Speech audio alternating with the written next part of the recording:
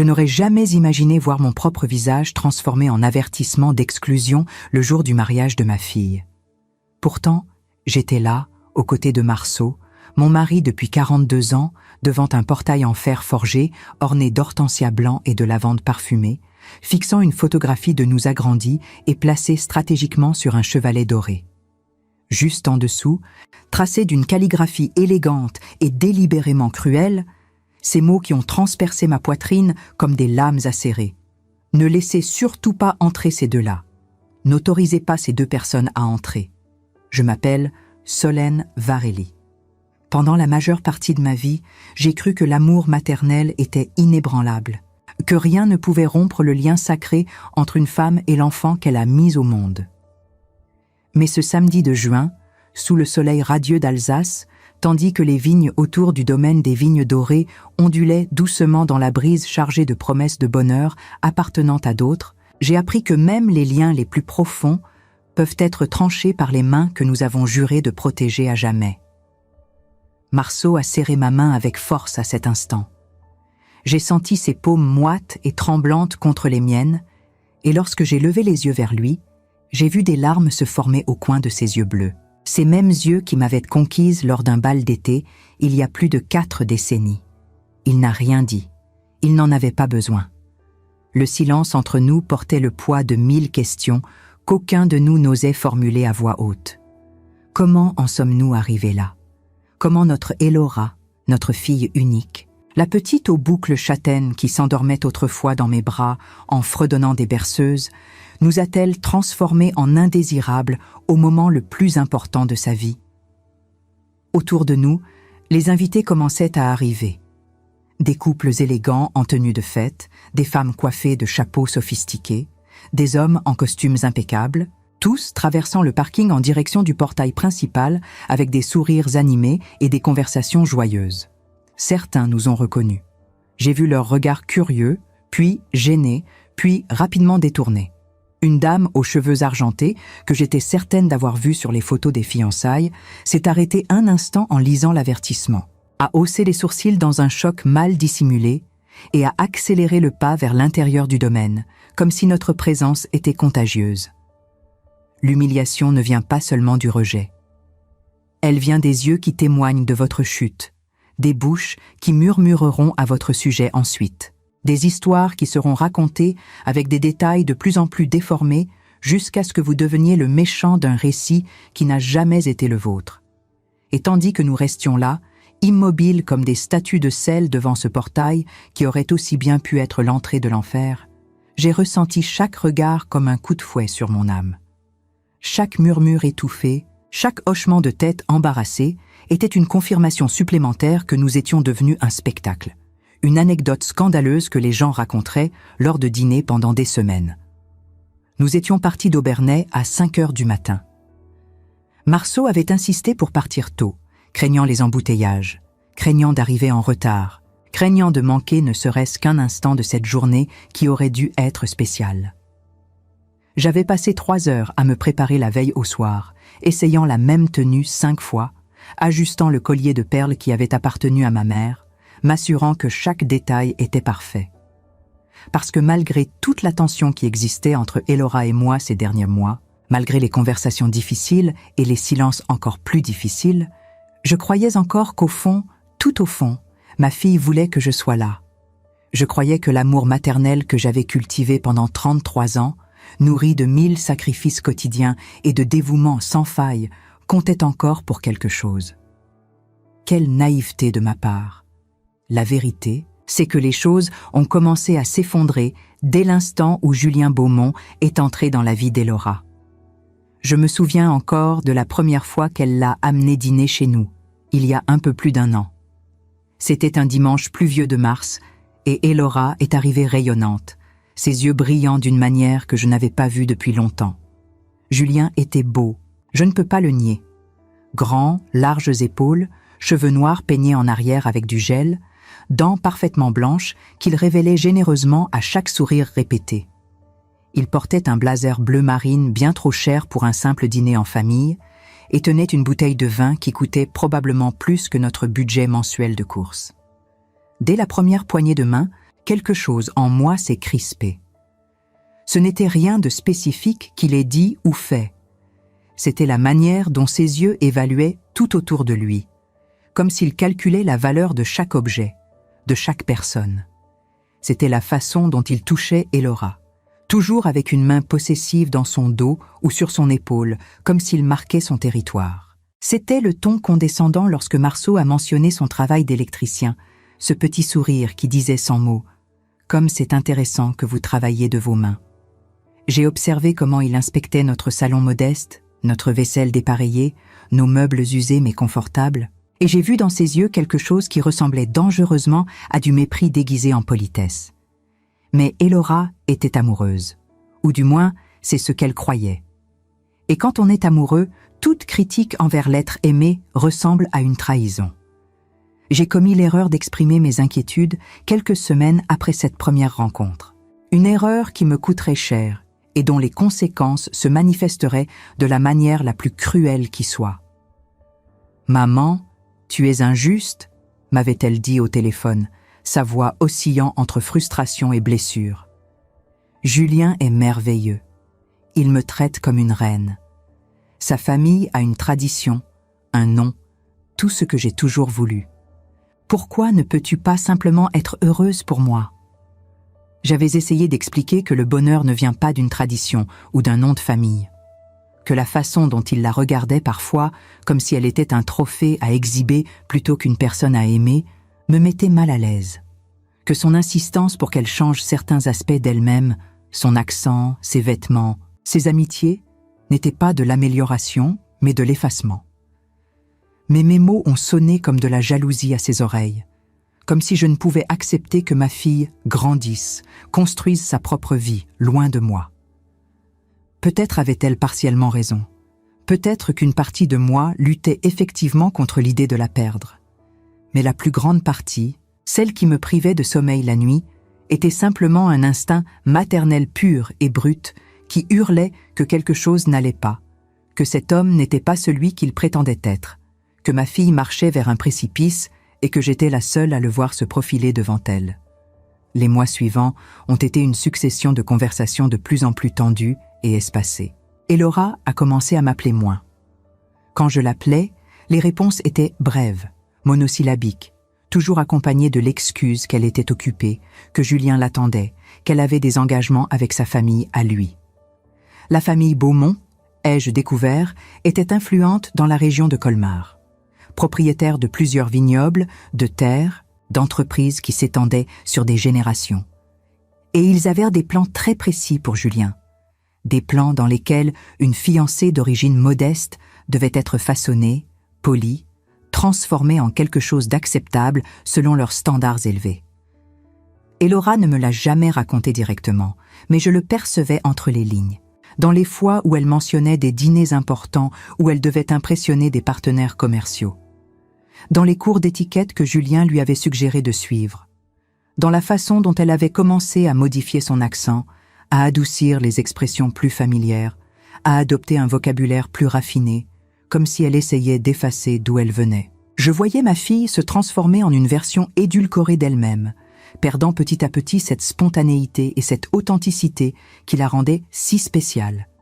Et nous, Marceau et moi, sommes devenus des embarras, des rappels gênants d'une vie simple qu'elle essayait maintenant de laisser derrière elle. L'électricien aux mains calleuses et la femme au foyer qui n'a jamais fréquenté l'université ne correspondaient pas à l'image que les Beaumont voulaient projeter.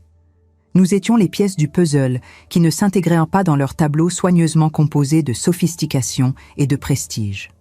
Pourtant, malgré cela, lorsque l'invitation au mariage est arrivée par la poste il y a 3 mois, mon cœur s'est emballé d'espoir. Peut-être que tout irait bien finalement. Peut-être qu'au bout du compte, Elora voulait toujours que nous soyons là. L'invitation était luxueuse, imprimée sur du papier texturé avec des lettres dorées en relief, si différentes de tout ce que nous connaissions.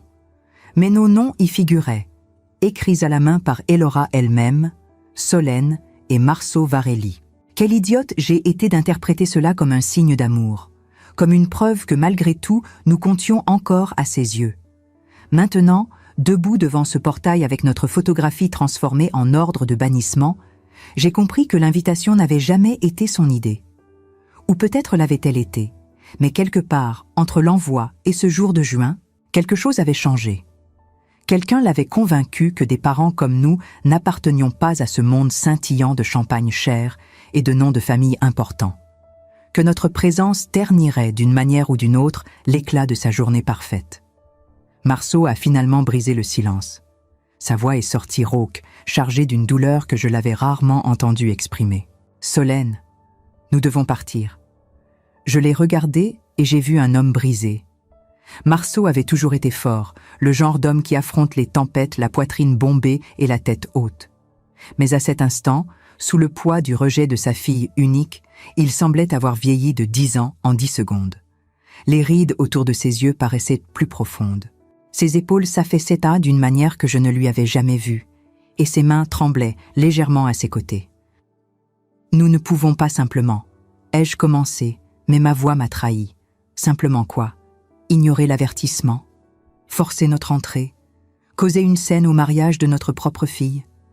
Chaque option semblait pire que la précédente. Nous étions pris au piège entre la dignité et le désespoir, entre l'amour parental et le respect de soi. Un agent de sécurité s'est alors approché. Jeune, probablement dans la vingtaine, en uniforme noir avec une oreillette discrète. Il nous a regardés avec un mélange de pitié et d'inconfort professionnel. « Monsieur, madame, je crains que… » Il a fait un geste vague vers le chevalet, incapable de terminer sa phrase. Même lui, un étranger payé pour faire respecter les règles, semblait mal à l'aise avec la cruauté de la situation. « Nous avons compris », a répondu Marceau, sa voix étonnamment ferme malgré les larmes qui coulaient maintenant librement sur son visage. Il m'a tiré doucement par le bras. « Viens, Solène, rentrons à la maison. » Mais je ne pouvais pas bouger. Mes pieds semblaient avoir pris racine dans ce sol de gravier. Parce que si je partais de là, si je tournais le dos et montais dans cette voiture, ce serait admettre que j'avais perdu ma fille. Ce serait accepter qu'elle m'avait choisi pour être exclue du moment le plus important de sa vie. Et cette acceptation semblait plus que ce que je pouvais supporter. C'était comme si partir signifiait renoncer définitivement, valider son choix de nous effacer de son existence. « Solène », Marceau a répété, plus fermement cette fois. « S'il te plaît, gardons au moins notre dignité. C'est tout ce qui nous reste. » Dignité, quel mot étrange dans ce contexte. Mais il avait raison. Nous n'avions plus rien d'autre que cela. Rester là, supplier d'être autorisé à entrer ne ferait que rendre notre humiliation complète. Au moins, nous pouvions partir la tête haute, même si nos cœurs étaient en miettes. Alors, les jambes tremblantes et le cœur brisé en millions de fragments impossibles à rassembler, j'ai fait le premier pas pour m'éloigner de ce portail. Puis un autre, et encore un autre. Chaque pas semblait arraché de force d'un endroit profond en moi dont je ne soupçonnais même pas l'existence. Marceau me tenait par le bras, me guidant vers la voiture tandis que je luttais pour conserver un semblant de contenance devant les regards curieux qui nous suivaient. Je pouvais sentir leurs yeux dans mon dos, entendre leurs murmures étouffés, imaginer leur conversation une fois que nous serions partis. Lorsque nous sommes finalement montés dans la voiture, je me suis assise sur le siège passager et j'ai laissé les larmes couler sans retenue. Ce n'étaient pas des larmes silencieuses et dignes. C'étaient des sanglots profonds et violents qui secouaient tout mon corps. Des années d'amour et de dévouement expulsées en vagues de douleur pure. Chaque respiration était une lutte, chaque battement de cœur une agonie. Marceau n'a pas essayé de me consoler. Il a simplement mis le contact, ses propres mains tremblant tellement qu'il lui a fallu 3 tentatives pour insérer la clé, et il a commencé à conduire. Nous avons quitté le domaine des vignes dorées, avec ses vignes dorées et ses promesses de bonheur qui n'ont jamais été nôtres pour commencer. Tandis que la route serpentait à travers les collines couvertes de végétation luxuriante sous un ciel absurdement bleu, je me suis surprise à penser à tous les moments qui avaient te mené jusqu'ici. Chaque couche changée, chaque fièvre de minuit, chaque genou écorché consolé, chaque histoire pour dormir, murmurée dans l'obscurité. Où était cette petite fille maintenant? Où était mon Elora, celle qui disait que j'étais son héroïne, sa meilleure amie, son refuge? Elle avait été remplacée par une étrangère. Une étrangère qui nous considérait indignes de témoigner de son bonheur. Une étrangère qui avait choisi le prestige et le statut plutôt que l'amour inconditionnel qui l'avait élevée et protégée toute sa vie. Ce que je ne savais pas alors, tandis que Marceau conduisait en silence sur ces routes sinueuses d'Alsace et que je me noyais dans ma propre tristesse, c'est que ce moment de rejet brutal ne serait que le début. Que dans les heures à venir, pendant que les invités dansaient et trinquaient à l'intérieur de ce domaine enchanté, une vérité dévastatrice allait éclater au grand jour.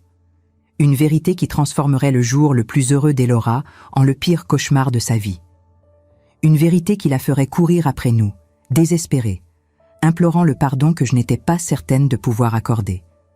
Parce que parfois, lorsqu'on ferme la porte aux personnes qui nous aiment le plus, on découvre trop tard qu'on a aussi verrouillé à l'extérieur la seule personne capable de nous sauver de nous-mêmes. Et ce jour-là, ma fille allait apprendre cette leçon de la manière la plus douloureuse qui soit.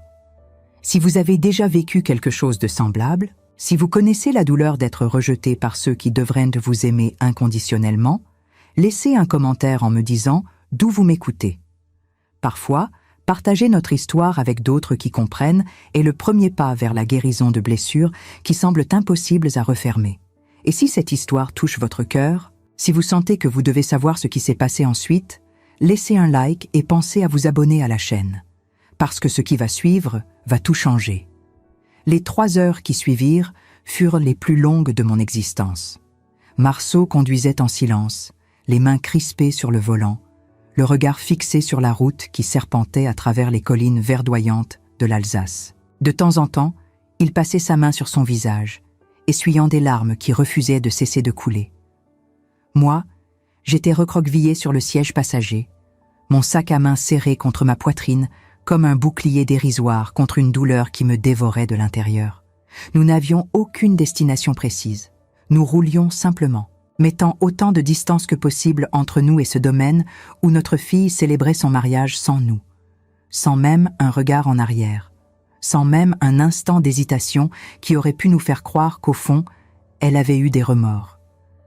Finalement, Marceau se gara sur le parking d'un petit café dans un village dont je n'ai même pas retenu le nom. C'était un de ces endroits pittoresques typiques de la région, avec des façades à colombages et des jardinières débordant de géraniums rouges. En d'autres circonstances, j'aurais trouvé l'endroit charmant. Mais ce jour-là, toute beauté me semblait une insulte à ma douleur. « Je vais nous chercher quelque chose à boire », dit Marceau en ouvrant sa portière. Sa voix était rauque, brisée. « Tu veux quelque chose en particulier ?» Je secouai la tête. Je n'avais ni faim ni soif. J'avais juste envie de disparaître, de me réveiller de ce cauchemar et de découvrir que rien de tout cela n'était réel. Il sortit et je restai seul dans la voiture, regardant sans vraiment voir les gens qui passaient sur le trottoir. Des familles heureuses, des couples qui se tenaient la main, des enfants qui riaient en courant après un ballon. La vie continuait, indifférente, comme si mon monde ne venait pas de s'effondrer. Mon téléphone vibra dans mon sac. Mon cœur fit un bond. Elora. C'était peut-être Elora qui réalisait son erreur, qui nous cherchait, mais non. C'était Madeleine, ma sœur. Elle m'avait envoyé un message ce matin, me souhaitant une belle journée, me disant combien elle était désolée de ne pas pouvoir assister au mariage à cause de sa santé fragile. Comment pouvais-je lui répondre maintenant? Comment pouvais-je lui expliquer ce qui venait de se passer? Je rangeai le téléphone sans répondre. Je n'avais pas la force d'affronter les questions, la pitié, les « je te l'avais dit » qui viendraient inévitablement quand les gens apprendraient ce qui s'était passé.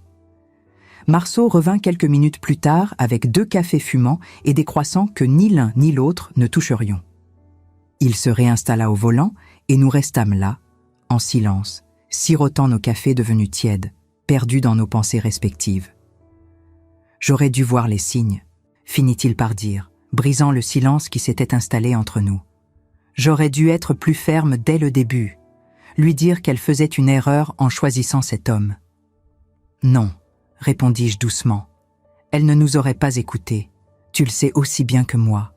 Plus nous lui disions de se méfier de Julien, plus elle se rapprochait de lui. C'est comme si nos avertissements la poussaient directement dans ses bras. Mais nous sommes ses parents, Solène. Nous étions censés la protéger. C'est notre rôle. On ne peut pas protéger quelqu'un qui ne veut pas être protégé, dis-je, ma voix se brisant sur les derniers mots. Elle a fait son choix, elle nous a choisis pour être ses ennemis, pour être ceux qu'on exclut, qu'on humilie, qu'on efface. Le mot resta suspendu entre nous, effacé. C'était exactement ce qu'Elora avait fait. Elle nous avait effacés de sa vie, de son grand jour, de son avenir, comme si 43 ans d'amour inconditionnel ne signifiaient rien face aux exigences de sa nouvelle famille. Marceau posa sa main sur la mienne. Ses doigts étaient froids, malgré la chaleur qui régnait dans la voiture. « Qu'est-ce qu'on fait maintenant ?» C'était la question à 1 million d'euros, n'est-ce pas? Qu'est-ce qu'on fait quand tout ce qu'on croyait solide s'écroule? Quand la personne pour qui on aurait donné sa vie vous traite comme si vous n'étiez rien? On rentre à la maison, répondis-je finalement. On rentre et on essaie de comprendre comment vivre avec ça. Mais même en prononçant ces mots, je savais que rentrer à la maison ne changerait rien. Notre maison, avec la chambre d'Elora encore intacte au premier étage, avec les photos de famille accrochées partout sur les murs, avec tous ces souvenirs qui nous rappelleraient constamment ce que nous avions perdu, serait tout sauf un refuge. Marceau hocha la tête et remit le contact. Nous reprîmes la route, mais cette fois en direction d'Aubernais. Le trajet du retour fut encore plus silencieux que l'aller. Nous étions tous les deux enfermés dans nos propres pensées, nos propres regrets, nos propres questions sans réponse. Ce que nous ignorions alors, c'est que pendant que nous roulions vers notre maison vide et notre vie brisée, quelque chose se passait au domaine des vignes dorées. Quelque chose qui allait tout changer. Dans la grande salle de réception décorée de roses blanches et d'hortensias bleues, Elora Varelli, désormais Madame Beaumont aux yeux de tous les invités présents, souriait pour les photos.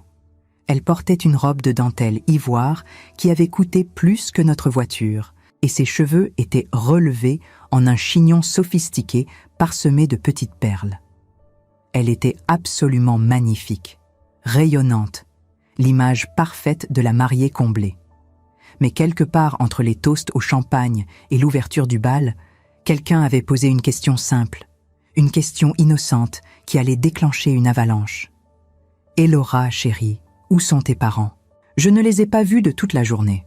C'était Marguerite Dubois, une amie de longue date de ma fille, quelqu'un qui nous connaissait bien, Marceau et moi. Quelqu'un qui avait dîné à notre table plus d'une fois et qui savait à quel point nous étions proches d'Elora avant que Julien n'entre dans sa vie. La question avait été posée devant plusieurs invités, dont la mère de Julien, Véronique Beaumont, une femme aux cheveux platines impeccablement coiffés et au sourire aussi froid que calculé. Elora avait hésité. Je n'étais pas là pour le voir, mais j'imagine son visage, cette façon qu'elle a de mordiller sa lèvre inférieure quand elle est embarrassée. Ils n'ont pas pu venir, avait-elle finalement murmuré, évitant le regard de Marguerite. Pas pu venir. Marguerite avait froncé les sourcils. Mais Solène était tellement excitée à l'idée de ce mariage. Elle m'en parlait encore la semaine dernière au marché. Que s'est-il passé? Ils vont bien? Le malaise s'était installé. Elora avait jeté un regard désespéré à Julien, qui s'était contenté de sourire de ce sourire charmeur qu'il savait si bien déployer. Mais Véronique Beaumont, elle, avait pris les choses en main. Les parents d'Elora ont compris qu'ils n'avaient pas vraiment leur place ici, avait-elle dit avec un ton désinvolte, comme si elle commentait la météo. C'est un mariage d'un certain standing, vous comprenez? Tout le monde ne se sent pas à l'aise dans ce genre d'environnement. C'était mieux ainsi pour tout le monde. Le silence qui avait suivi ces mots avait été assourdissant. Plusieurs invités avaient échangé des regards mal à l'aise. Marguerite avait pâli, choquée par la cruauté désinvolte de la remarque. « Attendez », avait dit une autre voix. C'était Thomas Mercier, un collègue d'Elora qui nous avait rencontrés à plusieurs reprises. « Vous voulez dire que Solène et Marceau n'ont pas été invités, ou qu'on leur a demandé de ne pas venir ?» Elora avait fermé les yeux. Dans ce geste, il y avait une capitulation, une admission de culpabilité qu'elle ne pouvait plus nier. C'était pour le mieux, avait-elle murmuré, sa voix à peine audible. Vous ne comprenez pas. Les choses étaient compliquées. Compliquées? Marguerite s'était levée, sa voix montant d'un cran. Elora, ce sont tes parents. Ils t'ont élevée, ils t'ont aimée inconditionnellement. Et toi, tu les exclus de ton propre mariage parce que quoi? Parce qu'ils ne sont pas assez riches? Assez raffinés? Assez. Quoi exactement?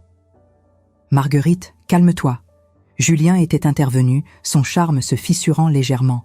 Tu ne connais pas toute l'histoire. Alors raconte-la-moi, avait rétorqué Marguerite. Parce que de là où je me tiens, ça ressemble à de la honte.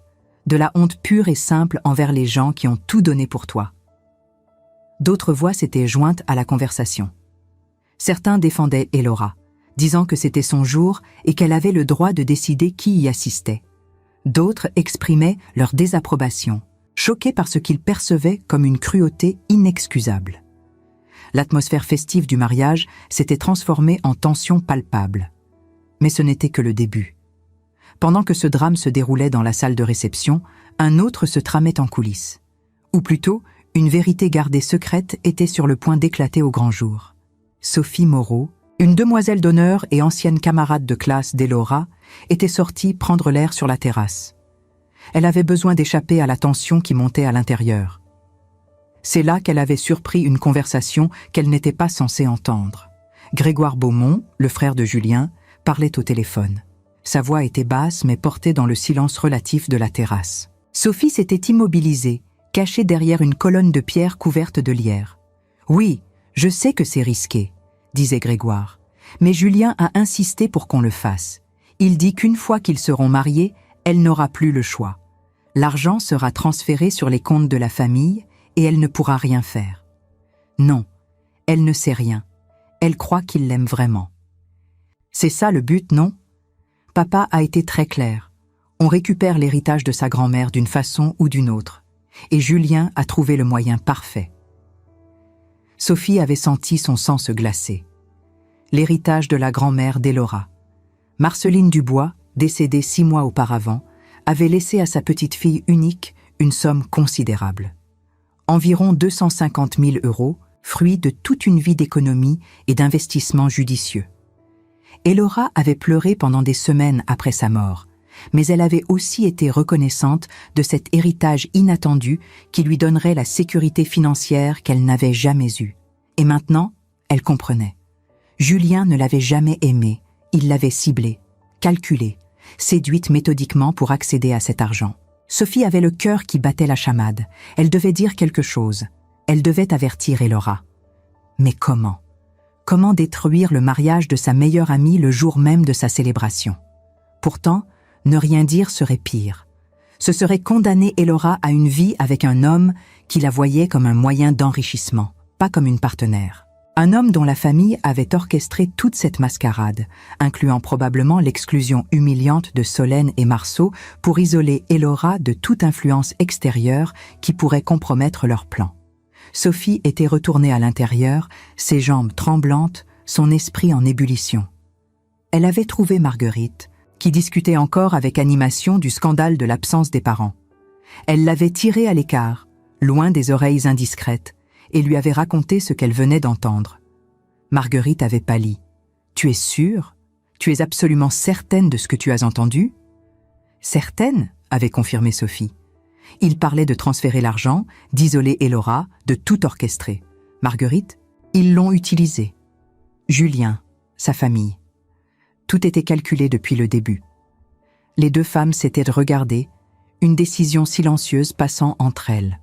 Puis elles avaient marché d'un pas déterminé vers Elora, qui se tenait près de la table du gâteau, essayant visiblement de retrouver un semblant de normalité après la confrontation précédente. « Elora, il faut qu'on te parle », avait dit Marguerite, sa voix grave et urgente. « Maintenant, en privé. » Le visage d'Elora s'était assombri. « Marguerite, je t'en prie, pas maintenant. Cette journée est déjà assez. » « Ta grand-mère Marceline, » l'avait coupé Sophie. « Son héritage.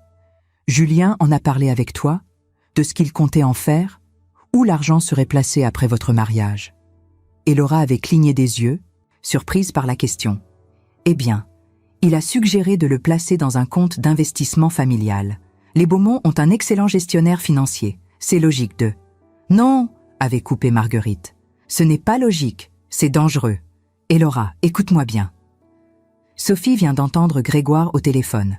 Il parlait de ton héritage, de comment Julien t'a ciblé spécifiquement pour y accéder, de comment toute cette relation était calculée depuis le début.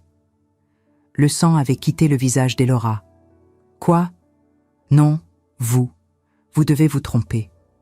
Julien m'aime, ils ont planifié d'isoler tes parents, avait continué Sophie doucement mais fermement, de te couper de tout soutien extérieur, de s'assurer que tu n'aies personne vers qui te tourner une fois que l'argent serait transféré.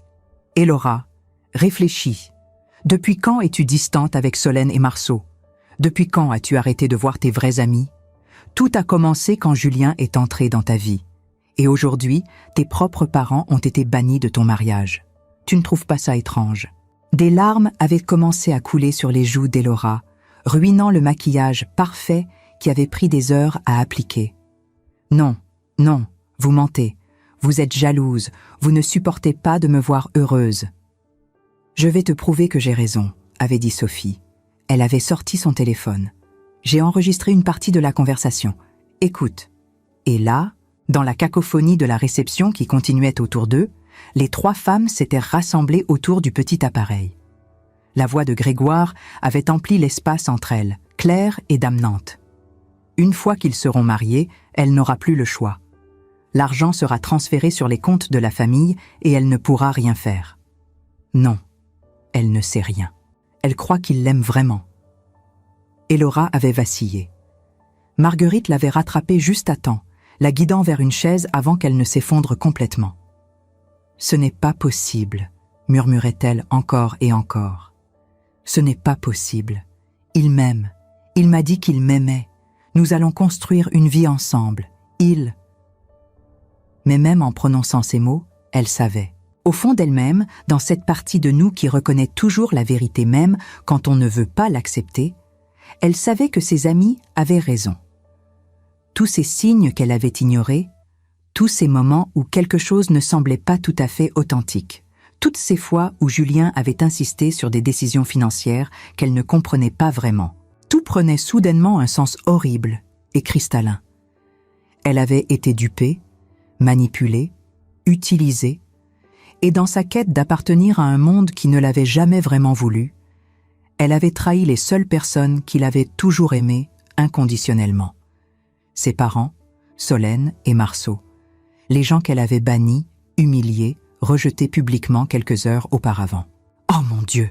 avait-elle gémi, ses mains couvrant son visage. « Oh mon Dieu, qu'est-ce que j'ai fait? Qu'est-ce que j'ai fait à mes parents? »« Où sont-ils » avait demandé Marguerite. « Tu sais où ils sont allés ?» Elora avait secoué la tête. « Chez eux, je suppose, à Aubernaille, mais je ne peux pas. Comment pourrais-je jamais leur expliquer? Comment pourrais-je leur demander pardon après ce que je leur ai fait? Tu commences par essayer, avait dit Sophie fermement. Tu vas les trouver et tu leur dis la vérité. Tout. Ce que tu as fait, pourquoi tu l'as fait et que tu regrettes du plus profond de ton être. Et le mariage? La voix d'Elora était à peine un murmure. Tous ces gens, Julien, laisse-nous nous occuper de ça, avait dit Marguerite avec une détermination féroce. Tu vas aller chercher tes parents, maintenant. Nous étions rentrés à la maison depuis environ 1 heure quand nous avons entendu les coups frénétiques à la porte. J'étais assise dans notre salon, toujours vêtue de ma robe de soie prune, incapable de trouver l'énergie de me changer. Marceau avait desserré sa cravate, mais portait encore son costume et nous étions tous les deux assis là, dans un silence pesant, essayant de comprendre comment nos vies avaient pu basculer aussi radicalement en l'espace de quelques heures. Les coups se sont répétés, plus insistants cette fois. Puis une voix, la voix de ma fille. « Maman! Papa! S'il vous plaît! Ouvrez! Je sais que vous êtes là! » Mon cœur s'est arrêté.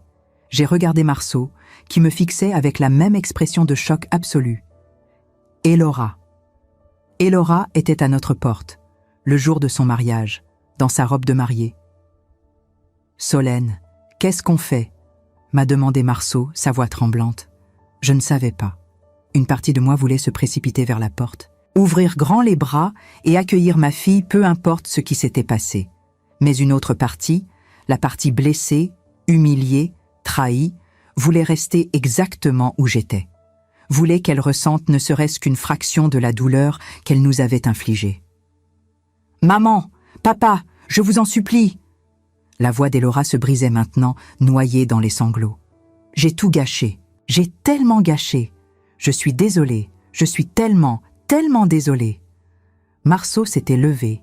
Ses yeux étaient rouges, son visage marqué par la douleur, mais il y avait aussi quelque chose d'autre là. Un reste d'amour paternel qui refusait de mourir malgré tout. « C'est notre fille, » a-t-il dit simplement. « Quoi qu'elle ait fait, c'est toujours notre fille. » Je ne savais pas si j'étais d'accord avec lui, mais je me suis levée quand même et l'ai suivi jusqu'à la porte. Marceau a posé sa main sur la poignée, a pris une profonde inspiration et a ouvert. Elora se tenait sur notre perron et la vue m'a coupé le souffle. Sa magnifique robe de mariée était maculée de terre et de taches sombres que je réalisais être ses propres larmes. Son maquillage élaboré avait coulé, créant des traînées noires sur ses joues pâles. Ses cheveux, si soigneusement arrangés quelques heures auparavant, pendaient en mèches désordonnées autour de son visage. Elle avait perdu ses chaussures quelque part et se tenait pieds nus sur notre paillasson. Mais ce qui me bouleversait le plus, c'était son expression.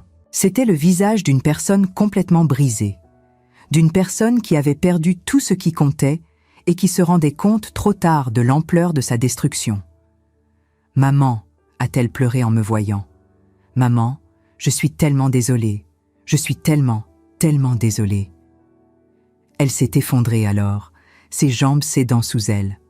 Marceau l'a attrapée juste à temps, la soutenant tandis qu'elle sanglotait contre son épaule. Malgré toute ma colère, malgré toute ma douleur, je n'ai pas pu rester immobile. Je me suis avancée et j'ai enveloppé mes bras autour d'eux deux, formant un cercle de réconfort familial que je pensais ne jamais reformer. « Entre !» ai-je finalement dit, ma voix éraillée. « Entre, Elora, entre !» Nous l'avons guidée à l'intérieur, l'installant sur le canapé du salon. Elle tremblait violemment, des frissons parcourant tout son corps, malgré la chaleur de la soirée. Marceau a disparu dans la cuisine et est revenu avec un verre d'eau et une couverture. Nous l'avons enveloppée dedans, et lentement, très lentement, ses sanglots se sont calmés suffisamment pour qu'elle puisse parler. Et alors elle nous a tout raconté. Elle nous a parlé de la confrontation à la réception, de la question de Marguerite sur notre absence, de la façon dont Véronique Beaumont avait si cruellement révélé que nous avions été délibérément exclus, de l'enregistrement que Sophie avait fait de la conversation de Grégoire, de la révélation dévastatrice que Julien ne l'avait jamais aimée, qu'il l'avait ciblée pour son héritage, que toute leur relation n'était qu'une manipulation calculée, orchestrée par la famille Beaumont. « J'ai été tellement stupide, » sanglotait-elle, « tellement aveugle. Vous me l'aviez dit. Tous les deux, vous m'aviez mise en garde contre lui. Mais je ne voulais pas écouter. Je pensais que vous étiez jaloux, que vous ne vouliez pas que je sois heureuse. Mais tout ce que vous faisiez, c'était me protéger. Comme vous l'avez toujours fait. Et moi, je vous ai rejeté. Je vous ai humilié de la pire façon possible. » Elle a relevé les yeux vers nous et j'ai vu dans son regard une culpabilité si profonde qu'elle semblait la consumer de l'intérieur. Cette photo au portail, c'était l'idée de Véronique. Elle a dit que ce serait mieux si vous ne veniez pas, que vous ne seriez pas à l'aise, que ce serait gênant pour tout le monde. Et j'ai accepté. Mon Dieu, j'ai accepté. J'ai laissé cette femme vous humilier publiquement et je n'ai rien dit. Je n'ai rien fait. Quelle sorte de monstre suis-je devenu ? Marceau s'est assis à côté d'elle, passant un bras protecteur autour de ses épaules. « Tu n'es pas un monstre, » a-t-il dit doucement. « Tu es quelqu'un qui a fait une erreur, une grosse erreur, certes, une erreur qui nous a profondément blessés. Mais tu es toujours notre fille. Je ne mérite pas votre pardon, » a murmuré Elora. « Après ce que j'ai fait, je ne mérite pas. » « Le pardon n'est pas quelque chose qu'on mérite, » l'ai-je interrompu, ma propre voix tremblante.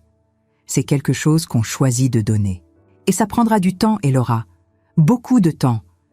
Tu nous as blessés d'une façon que je ne suis pas sûre de pouvoir complètement guérir. Mais... Je me suis arrêtée, cherchant les mots justes. Parce que malgré tout, malgré la douleur et la trahison, elle était là.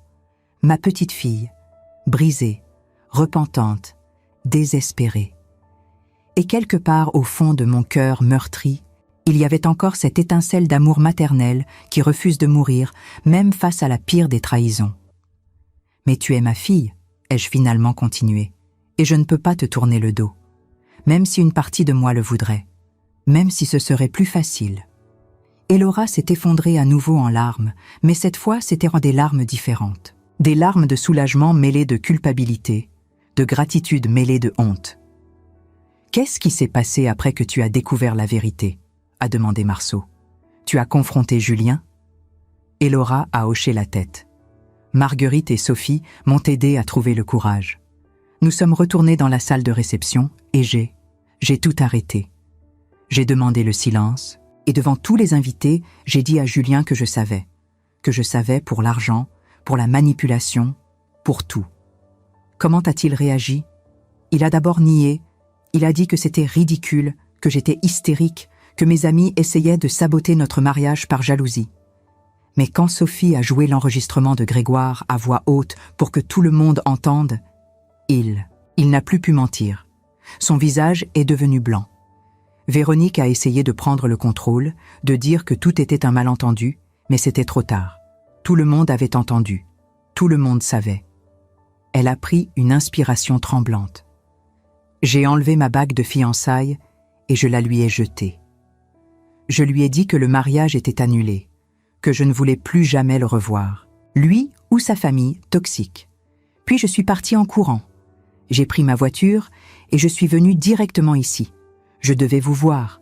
Je devais vous dire à quel point je suis désolée. Le silence est retombé sur nous. Dehors, le soleil commençait à décliner, peignant le ciel en teintes orangées et roses. Dans notre petit salon à Obernai, 3 personnes essayaient de rassembler les morceaux d'une famille qui avait été brisée, puis miraculeusement, précairement, remise ensemble. « Qu'est-ce que tu vas faire maintenant ?» ai-je finalement demandé. Elora a secoué la tête. « Je ne sais pas. Je suppose que je vais devoir annuler officiellement tout, informer les autorités que le mariage n'aura pas lieu. Récupérer mes affaires de l'appartement que je partageais avec Julien, recommencer ma vie à zéro. « Tu peux rester ici, » a dit Marceau immédiatement. « Le temps que tu te remettes sur pied, ta chambre est exactement comme tu l'as laissée. Je ne peux pas vous demander ça, pas après. »« Tu ne demandes pas, » ai-je coupé. « Nous offrons. Il y a une différence. » Les larmes ont recommencé à couler sur les joues d'Elora. « Je ne sais pas comment je pourrai jamais me racheter pour ce que je vous ai fait. »« Tu ne peux pas, » ai-je dit honnêtement. « Ce qui est fait, est fait. Mais ce que tu peux faire, c'est apprendre de cette expérience. Devenir plus forte, plus sage, plus consciente de ce qui compte vraiment dans la vie. » J'ai pris ses mains dans les miennes, ces mains que j'avais tenues pour la première fois il y a 33 ans dans une salle d'hôpital, quand elle n'était qu'un petit bébé hurlant qui venait de faire son entrée dans le monde. L'amour véritable, Elora, ne demande pas que tu changes qui tu es. Il ne demande pas que tu rejettes ta famille ou que tu aies honte de tes origines. L'amour véritable t'accepte complètement, avec toutes tes imperfections, avec toute ton histoire. Et si quelqu'un te demande de choisir entre lui et les personnes qui t'ont toujours aimé inconditionnellement, alors ce n'est pas de l'amour, c'est de la manipulation. Elora a hoché la tête, serrant mes mains comme si elle avait peur que je disparaisse si elle lâchait prise. « Je vais passer le reste de ma vie à essayer de regagner votre confiance, » a-t-elle murmuré. « Je vous le promets. Nous savons, » a dit Marceau, « et nous serons là. Pas parce que tu le mérites nécessairement, mais parce que c'est ce que font les parents. Nous sommes là même quand c'est difficile, même quand ça fait mal, même quand nous avons toutes les raisons du monde de nous détourner. » Cette nuit-là, Elora a dormi dans sa vieille chambre, enveloppée dans les draps fleuris que j'avais lavés et repassés juste la semaine précédente dans un accès de nostalgie. Marceau et moi sommes restés éveillés longtemps dans notre propre chambre, allongés côte à côte dans le noir, main dans la main, essayant de processer tout ce qui s'était passé. « Tu penses qu'elle a vraiment appris la leçon ?» m'a demandé Marceau à un moment. « Je l'espère, » ai-je répondu, « pour son bien, parce que la prochaine fois, nous ne serons peut-être pas là pour ramasser les morceaux. » « Tu crois vraiment ça ?» J'ai réfléchi à sa question, et honnêtement, je savais que non. Peu importe combien de fois Elora nous blesserait, peu importe combien de fois elle nous trahirait, nous serions toujours là. Parce que c'est ce que signifie être parent. C'est un contrat à vie que vous signez le jour où votre enfant vient au monde. Un contrat qui ne peut jamais être vraiment rompu, peu importe combien vous pourriez le souhaiter dans les moments les plus sombres. Non, ai-je finalement admis. Je ne le crois pas. Nous serons toujours là pour elle, pour le meilleur et pour le pire. Marceau a serré ma main, alors nous sommes sur la même longueur d'onde. Et dans l'obscurité de notre chambre, tandis que notre fille dormait dans la pièce voisine, essayant de guérir de ses propres blessures auto-infligées, nous avons commencé le long processus de guérison de nos propres cœurs brisés. 3 mois ont passé depuis ce jour catastrophique en juin. 3 mois pendant lesquels notre vie à tous les 3 a changé de façon que nous n'aurions jamais pu imaginer. Elora est restée avec nous pendant les 6 premières semaines. Elle avait besoin de temps pour se reconstruire, pour comprendre qui elle était vraiment sans l'influence toxique de Julien et de sa famille. Les premiers jours ont été difficiles. Elle passait la plupart de son temps dans sa chambre, sortant seulement pour manger ou utiliser la salle de bain. Je pouvais l'entendre pleurer la nuit, de longs sanglots étouffés qui me déchiraient le cœur malgré tout ce qui s'était passé. Graduellement, elle a commencé à émerger. D'abord pour prendre le petit déjeuner avec nous, puis pour des promenades dans le jardin, puis pour des conversations tardives dans le salon où nous parlions de tout et de rien, évitant soigneusement les sujets trop sensibles jusqu'à ce que nous soyons prêts à les affronter. Un soir, environ 3 semaines après son retour, elle est descendue et s'est assise à côté de moi sur le canapé.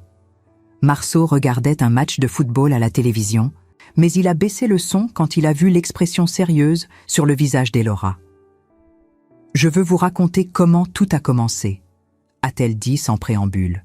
« Comment j'ai laissé Julien me manipuler. Je pense que vous méritez de comprendre. » Nous avons écouté pendant qu'elle nous racontait toute l'histoire. Comment elle s'était sentie coincée dans sa vie, travaillant dans un emploi qu'elle n'aimait pas vraiment, vivant dans un petit appartement qui lui semblait étouffant. Comment Julien était apparu au moment parfait, offrant une échappatoire vers une vie plus glamour, plus excitante, plus importante. Il savait exactement quoi dire, a-t-elle expliqué. Il me faisait sentir spéciale, comme si j'étais cette princesse qu'il avait enfin trouvée après avoir cherché toute sa vie. Et sa famille, au début, était si accueillante.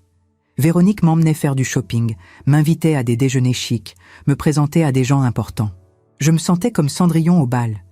Mais Cendrillon n'a pas eu à renier sa famille pour aller au bal, ai-je fait remarquer doucement. Elora a baissé les yeux. Je sais, c'est venu progressivement. D'abord, c'étaient de petits commentaires. Julien disait des choses comme « Tu es tellement mieux que ta classe sociale d'origine » ou « Heureusement que tu as l'intelligence de vouloir t'élever ». Au début, je pensais qu'il me faisait des compliments. Je ne voyais pas que chaque compliment était en fait une insulte déguisée envers vous deux, envers mon éducation, envers tout ce qui faisait de moi qui j'étais. Elle a continué, nous racontant comment l'isolement s'était installé graduellement. Comment Julien suggérait toujours que nous avions d'autres plans quand j'appelais pour proposer un dîner. Comment Véronique insistait sur le fait que certains événements familiaux étaient pas appropriés pour nous. Comment petit à petit, la distance entre nous s'était creusée jusqu'à devenir un gouffre. « Et l'héritage de grand-mère Marceline ?» a demandé Marceau. « Quand as-tu réalisé que c'était ce qu'il voulait vraiment ?»« Jamais », a admis Elora, les larmes coulant librement maintenant. « Je n'ai jamais réalisé jusqu'à ce que Sophie me fasse écouter cet enregistrement. J'étais tellement aveuglée par ce que je croyais être de l'amour que je ne voyais pas les signes. Même quand Julien a commencé à parler de transférer l'argent dans des comptes d'investissement familiaux, je pensais qu'il essayait juste de m'aider à le gérer intelligemment. Je ne voyais pas que c'était un moyen de s'assurer que je ne pourrais jamais le récupérer. » Le silence est tombé entre nous.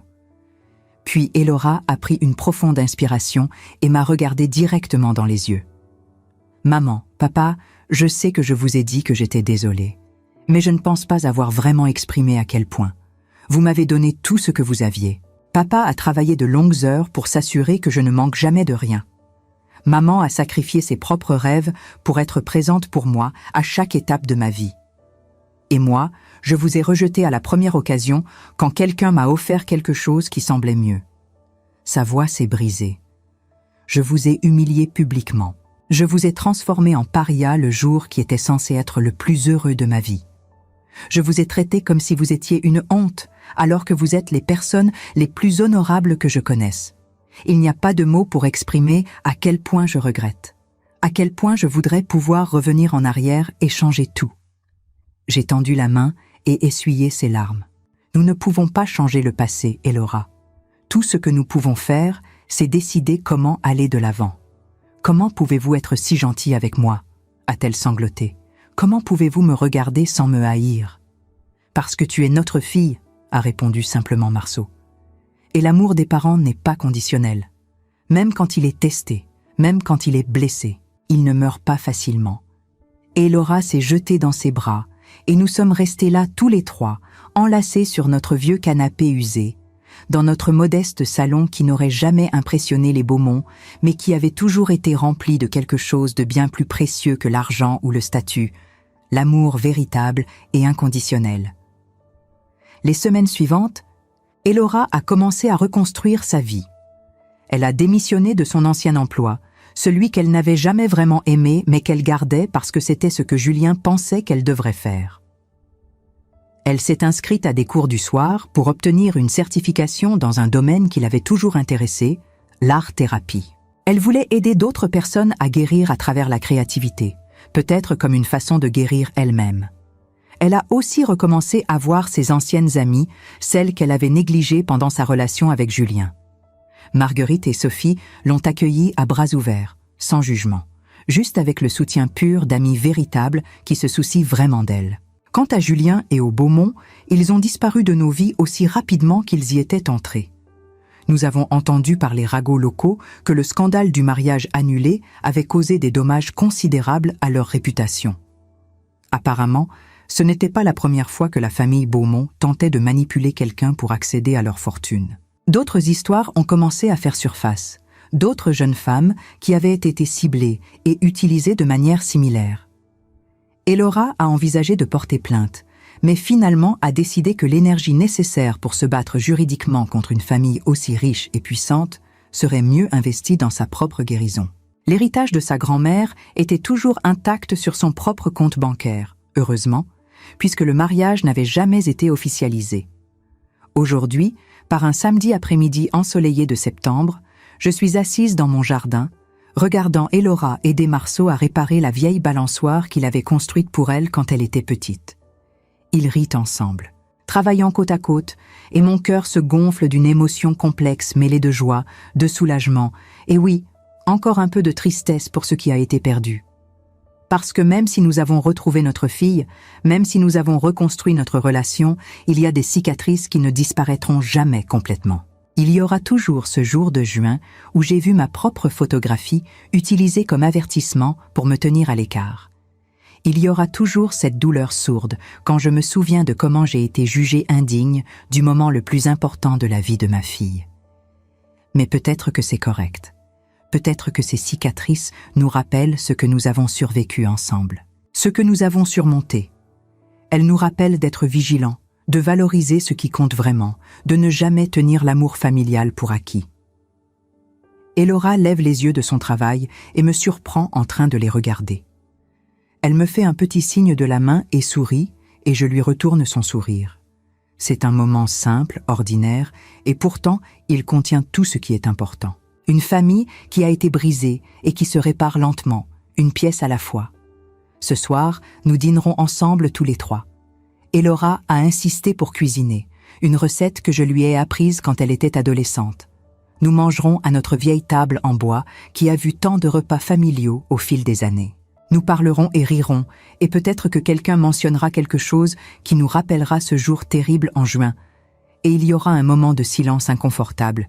Mais puis, nous continuerons parce que c'est ce que nous faisons maintenant. Nous continuons. Plus tard dans la soirée, après qu'Elora soit montée se coucher dans sa chambre d'enfance qu'elle occupe toujours, Marceau me rejoint sur le balcon arrière. La nuit est fraîche et claire, les étoiles brillant intensément dans le ciel alsacien. « Tu penses qu'elle va vraiment bien ?» me demande-t-il, passant son bras autour de mes épaules. « Je pense qu'elle fait de son mieux », je réponds honnêtement. Et c'est tout ce qu'on peut demander. Tu lui as pardonné. Je réfléchis à sa question pendant un long moment. Le pardon est une chose si compliquée, si multifacette. Ce n'est pas un interrupteur qu'on peut simplement allumer. C'est un processus, quelque chose qui se développe lentement au fil du temps, avec des avancements et des reculs. Je suis en train de lui pardonner, je dis finalement. Chaque jour, un peu plus. Certains jours sont plus faciles que d'autres. Certains jours, je la regarde et je vois juste ma petite fille qui a fait une terrible erreur. D'autres jours, je me souviens de cette photo au portail et la colère revient. Mais je choisis, chaque jour, de continuer à travailler vers le pardon. Parce que l'alternative, nourrir la rancœur et la rage, ne ferait de mal qu'à moi-même. Marceau hoche la tête. « Tu es plus forte que moi, je pensais que je ne pourrais jamais lui pardonner. » Mais puis je la vois essayer si fort de se racheter et je me souviens de toutes les erreurs que j'ai faites dans ma propre vie et je me dis que tout le monde mérite une seconde chance. Même si cette seconde chance vient après nous avoir brisé le cœur? Surtout alors, répond-il. Parce que c'est facile de pardonner les petites choses. C'est les grandes trahisons qui testent vraiment ce qu'on est prêt à faire par amour. Nous restons là en silence, regardant les étoiles, main dans la main, comme nous l'avons fait pendant plus de 4 décennies. Et je réalise que c'est ça, la vraie force d'une famille.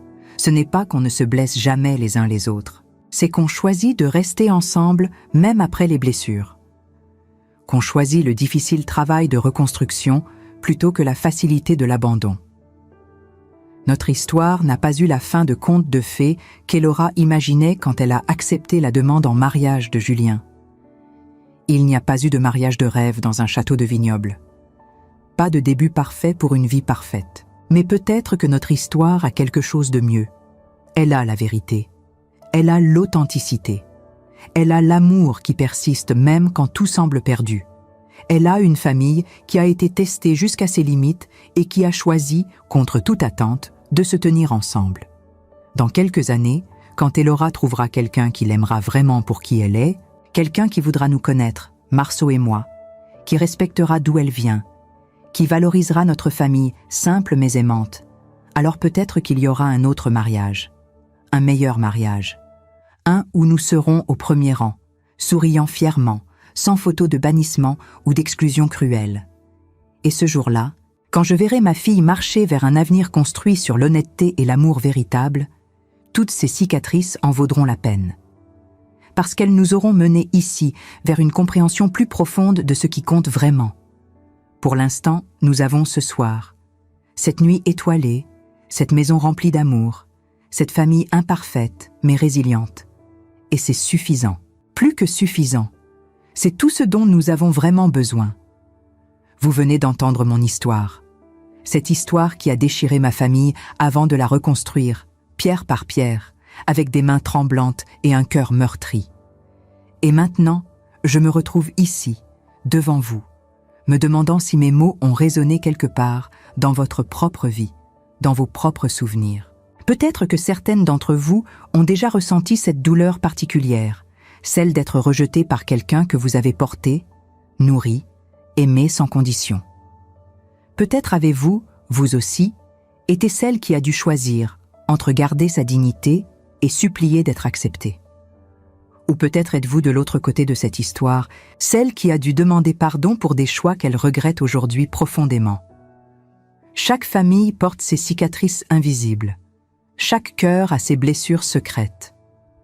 Et je crois sincèrement que c'est en les partageant, en les mettant à la lumière, que nous commençons vraiment à guérir.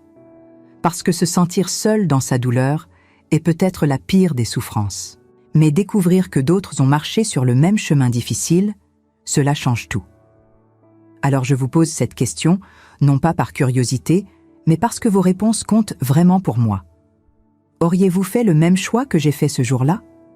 Auriez-vous pardonné à votre fille après une telle humiliation? Ou auriez-vous fermé la porte de votre cœur pour toujours, protégeant ce qui restait de votre amour propre? Il n'y a pas de bonne ou de mauvaise réponse. Il n'y a que votre vérité, votre expérience, votre sagesse gagnée à travers les années. Et c'est exactement cette sagesse que je veux entendre. Parce que nous, qui avons vécu suffisamment longtemps pour voir nos enfants devenir adultes, pour traverser des tempêtes que nous pensions insurmontables, nous avons tant à nous apprendre les unes aux autres. Laissez-moi un commentaire. Racontez-moi votre propre histoire si vous en avez le courage. Dites-moi d'où vous m'écoutez en ce moment, que ce soit depuis votre salon à Paris, votre cuisine en Belgique, votre jardin au Maroc ou n'importe quel coin du monde où mes mots vous ont trouvé.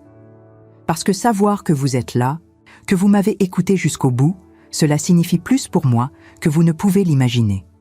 Certaines d'entre vous ont peut-être vécu pire que moi. D'autres ont peut-être eu plus de chance. Mais nous partageons toutes quelque chose de fondamental.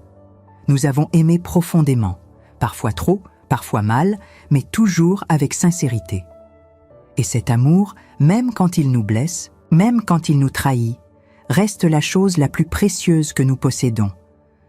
Je veux que cet espace devienne plus qu'une simple chaîne où l'on écoute des histoires. Je veux qu'il devienne une communauté, un lieu où nous pouvons être honnêtes sur nos douleurs, nos regrets, nos victoires difficiles. Un endroit où personne ne juge, où tout le monde comprend, parce que nous avons toutes vécu suffisamment pour savoir que la vie n'est jamais aussi simple qu'elle paraît de l'extérieur. Alors partagez avec moi. Dites-moi ce que cette histoire a éveillé en vous.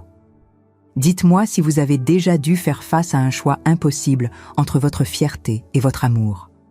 Dites-moi comment vous avez survécu, comment vous avez guéri, ou peut-être que vous êtes encore en train de guérir. Toutes ces vérités méritent d'être entendues. Et si ce récit vous a touché, si quelque chose dans mes mots a fait écho à votre propre expérience, je vous demande une petite faveur. Abonnez-vous à cette chaîne.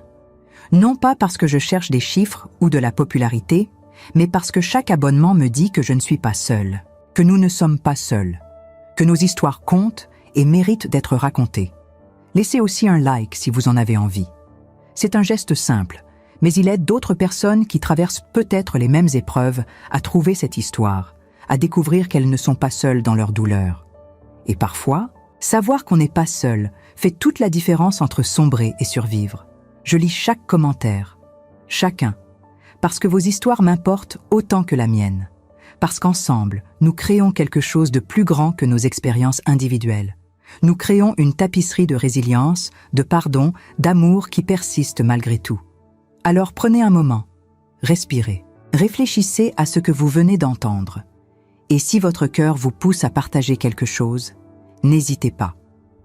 Vos mots, votre expérience, votre présence ici, tout cela a de la valeur. Tout cela compte. Merci d'avoir écouté l'histoire de Solène Varelli. Merci d'avoir été là, dans l'ombre et la lumière de cette journée qui a changé ma vie.